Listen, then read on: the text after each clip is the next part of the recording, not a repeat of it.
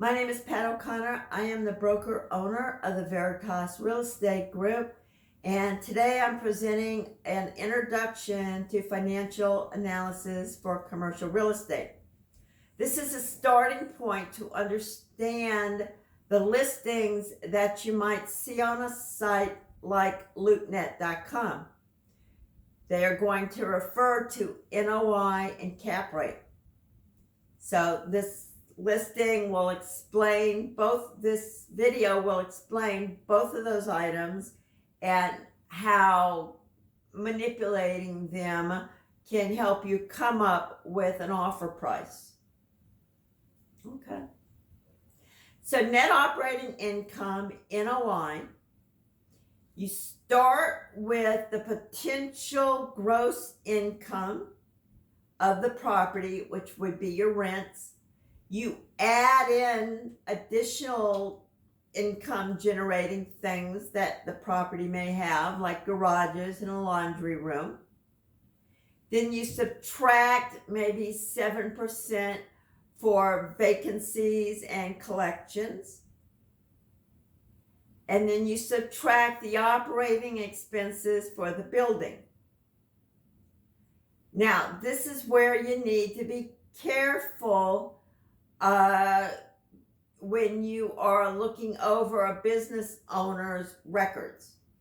All right, we talked in this first video of this commercial real estate playlist about having a due diligence option contingency in the contract. And it has to be sufficiently long for you to examine the records. The NOI income stream, annual income stream, is going to affect the value of the property. And we'll see how in just a minute. But you're going to want to most likely pay more for a value for a property that generates more income. So in the books, certain things may not appear, either intentionally or because that particular owner didn't need these services, whereas you might. So one of the things under the operating expenses that might be excluded could be janitorial services. Perhaps that owner did all their own cleaning, right? Come in every night and clean it. They did it all themselves. Okay, depending on the size and type of the property, that could be. Another thing is that they may not include managerial services. They may do all the management themselves. If that's the case and you don't want that, you want to add maybe 3 to 6% back for a higher manager for this property, so that you don't have to run in and fix every little problem. Okay, so that's one thing to look out for with NOI, stated NOI in a listing on a site like LoopNet.com. Another item that's mentioned in these listings in addition to NOI is cap rate. Cap rate is either the market rate of return or the investor's desired rate of return. So now we're going to see how NOI plus cap rate all interact to determine the value of a property. There is something called an IRV formula, IRV. I is the net operating income. R is the desired cap rate or the market cap rate. V is the value of the property. Usually in this case, the list price. It's probably not the appraisal value.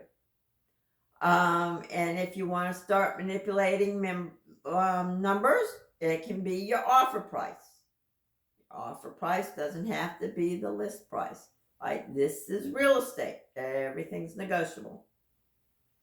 All right, so the IRV formula up here, net operating income equals cap rate times value. So, either your desired cap rate and either the list price or your offer price, multiply those two together, and you will have what should be the net operating income for the property. Okay, all of these are going to interact. So I equals R times V. You can think of that as the basic formula, right? It's IRV. So just put I equals and then R times V. So now if you manipulate that, value equals I divided by R. So what do you want your offer price to be? Well, perhaps in the listing, they will say the NOI equals such and such. And the existing cap rate is 6%. So that would be such and such divided by 0.06. And that would give you the value of the property. The last manipulation of this formula, cap rate equals NOI divided by value. So you could have the stated NOI in the listing, their list price, and that should equal the cap rate that they put in the listing. If not, something's wrong. So let's see how these three things can affect your offer based on your desired cap rate, and your desired offer price. Okay, so the first one of these, and I'm not going to write this whole problem down. It's in the description of the video. So you can replay this part. Suppose a listing states that the cap rate is 7% and that the property is listed for $800,000. What should the listed net operating income be? We are solving for I on the formula. NOI equals cap rate times value. Cap rate is 7%, so that would be 0.07 times the list price is $800,000, and that would equal $56,000 net operating income annually. All right, is that good for you? Don't know. It depends on your investment objectives. Second one, suppose the listing states that net operating income is $35,000 and the cap rate is 8%. What might be a starting value that you would offer? So we're going to solve for V here. So V equals NOI divided by cap rate. So we're going to take the $35,000 NOI divided by the 0.08 cap rate. And so a starting point to make an offer might be $437,500. Okay, third problem. Suppose the stated income is $40,000 and you plan to offer $500,000. What is that cap rate? So now we're solving for cap rate. So that formula is cap rate equals net operating income divided by value. So that would be 40,000 divided by 500,000, and that equals 0.08 on your calculator, or 8%. Suppose you want a higher cap rate than what's in that previous problem. Couple of ways that you can do that. You can increase your net operating income. Maybe it's a multifamily building and they are paying below market rates. And so as soon as their lease is up, you can increase the rates if they're still comparable to market, so that you're not ending up with empty units because the rents are too high. You might also add, pay-as-you-go laundry rooms. If the units don't have washer dryers, add laundry rooms on every floor, or however you want to do it. And then they would pay for a card and stick the card in a slot, and it would debit the card.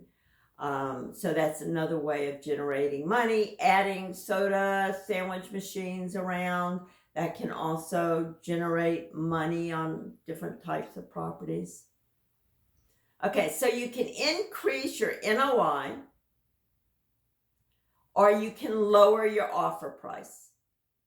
So increase the I in IRV, or lower the V in IRV, and both of those will increase your rate of return. All right, that's it for this week. I do have a book for sale on Amazon. I co-authored it, and it's called Getting Started in Commercial Real Estate. And it has half of a chapter just devoted to financial analysis for commercial real estate. It's a great book, and it's not very expensive.